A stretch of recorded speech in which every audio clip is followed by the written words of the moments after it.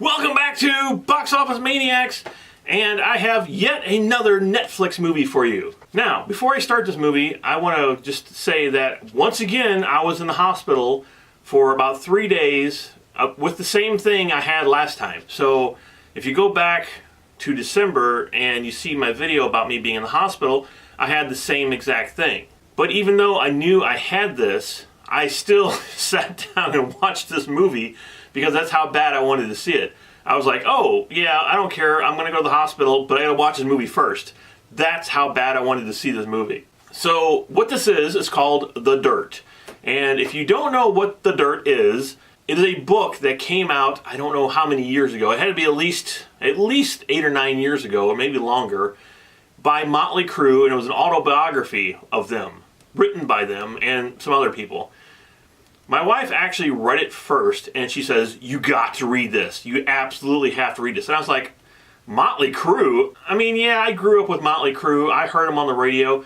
I was never a super fan of them. I mean, I knew who they were, like I said, but it was one of those, okay, why would I want to read a documentary about Motley Crue? After I started reading it, I was like, yeah, this is incredible. This is absolutely insane. And that's what's so great about this, is you don't have to be a Motley Crue fan. You don't even have to know who Motley Crue is to enjoy this. And I would recommend reading the book before you actually watch the movie. Because when I heard that they were making a movie out of it, it's like, oh, that's awesome. That's so cool. Because way back like 8 or 9 years ago, when I was reading it, I had heard that Gene Simmons bought the rights to it to make it a movie. And I was thinking, how would they ever make this into a movie? It is so bad and so raunchy and just filled with sex and drugs and everything you can possibly imagine. How could they make this a movie? Well, they did, and it came to Netflix. And when I first heard that, I was like, oh, really? Why didn't they release this on the big screen? You know, why release it directly to Netflix? But now that I watched it, oh my God, I'm so glad that they got this for Netflix. So yeah, about the first 5 or 10 minutes of this movie, if you get offended by it, turn it off because it gets a whole lot worse. Oh yeah, it does. It gets really, really bad. But what's so cool about this is the 80s. It was the height of the 80s, and Motley Crue was the real deal. They weren't trying to act crazy. They were crazy. They were literally crazy. They were so hyped up on drugs and alcohol that they were uncontrollable. And that's what made the book so fascinating. And the movie here so fascinating because they did it. They actually did it. They made the book into a movie, and it was basically the book, which really surprised me. I mean, yeah, they cut out some parts and pieces here, but 90% of it was there. And I was like, I can't believe they're showing this. I can't believe they're doing this. I can't The whole time I'm watching this, I was like, wow, they did it. They actually are doing it. They're actually showing this stuff. But like I was saying, what's so fascinating about this is this is the 80s, and this is, you know, when you think of a rock band, you always think of sex, drugs, rock and roll. That's this. That's Motley Crue. And they lived it. They 100% lived every single one of those words in their career that they had. Every one of those words by about 1,000. There's stuff that they did that you can't believe that they did. It's one of those, what am I watching? How are they still alive? And that's the fun of this. It is. It's so much fun to watch this. And I gotta say, too, that the acting is spectacular in this. Everybody did such a great job portraying the characters from Motley Crue. Now, the only one I know for sure is the drummer, and that was Tommy Lee, and he was played by a rap person named Machine Gun Kelly, and he did a great job. I mean, he knocked it out. He was fantastic in this. And what I love about the book and I love about the movie that they also really portrayed here was here is a group of people who were just like living in a rundown hotel with cockroaches. And I think in the book they were using newspaper for toilet paper, and they had no money, and they were all sort of misfits, and they were all most of them anyway, came out of dysfunctional families and, you know, that kind of thing. And they found themselves, and that's all it needed. As soon as they got together, it was like a nuclear bomb going off, because they knew they had something. And when you heard them play, that was it. You know, there was like there's no doubt that they were going to be huge. So while even watching this, what they said there, I told my wife, I was like, that's it. That is why they became popular, because one, they're smart.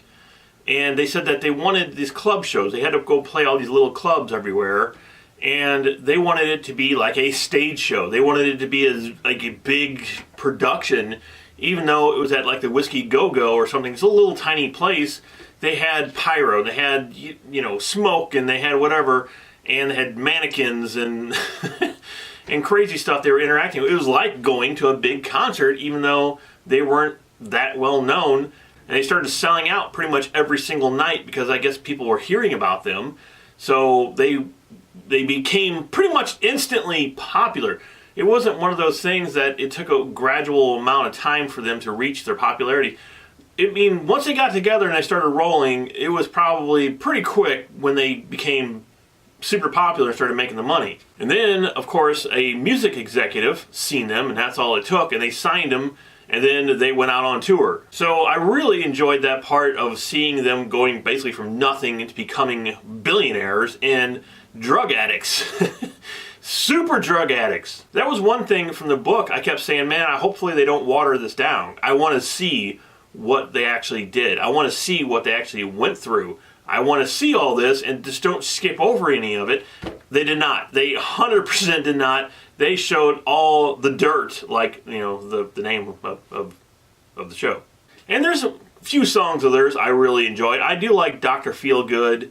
Some other ones out there, Girls, Girls, Girls. You know, they're catchy 80s tunes. I don't think the lead singer was that great ever. He has such a weird voice when he's singing, but again, that's what made him stand out, really. And I like the band. I mean, I do. I really like the band. They're not the best 80s band out there, but they did produce some good music, which really surprised me because of the amount of drugs that these people were on. And I keep saying that because that's what this was. I mean, it was nothing more than them just trying to shoot up as much as they possibly could, which also had some dire circumstances, which I'm not going to give away if you've not read the book or if you don't really know that much about Motley Crue, but it does lead to something, you know, pretty terrible. And again, it's an amazing story because of that.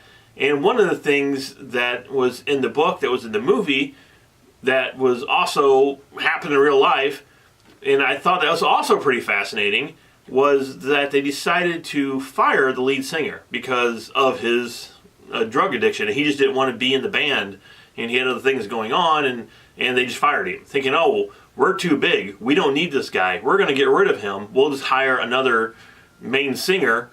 And what they didn't show in the movie that was in the book was they were on a radio show, and they couldn't even give away 2 tickets to the show because the fans wanted Motley Crue. They didn't want Motley Crue and a different singer. They wanted Motley Crue. And the singer was, of course, part of the whole band. And if you don't have the whole package there, people don't care about it anymore.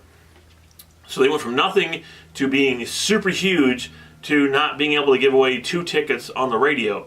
They said 2 guys showed up outside, and that was it. They said if they were in their prime, there would have been a line all the way down the street and around the block, and they had the police out there and everything else. And they do show that in the movie a little bit differently than that, but they do show it. This whole movie, the whole book was a roller coaster ride of just pure insanity. I could not recommend this high enough.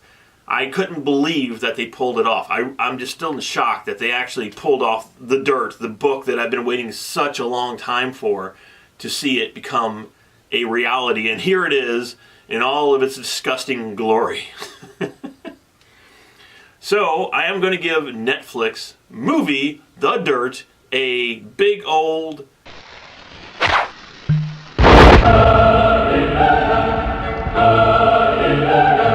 Just loved it. I could not have loved this any more than if they, followed it word by word. Which a lot of the scenes they did, and a lot of the stuff they did cut out. Stuff towards the end of it they did cut out. They didn't show a lot of the stuff that happened in the book. I don't know if that was just because of time or if because of the band members didn't want to expose that part of themselves or something. I don't really know. It didn't really affect the movie at all, the stuff they cut out. It still made it a fun movie to watch. And as I said in the beginning of this, even if you were not a Motley Crue fan, turn this on. Watch it right now. Turn this, well, don't turn it off yet.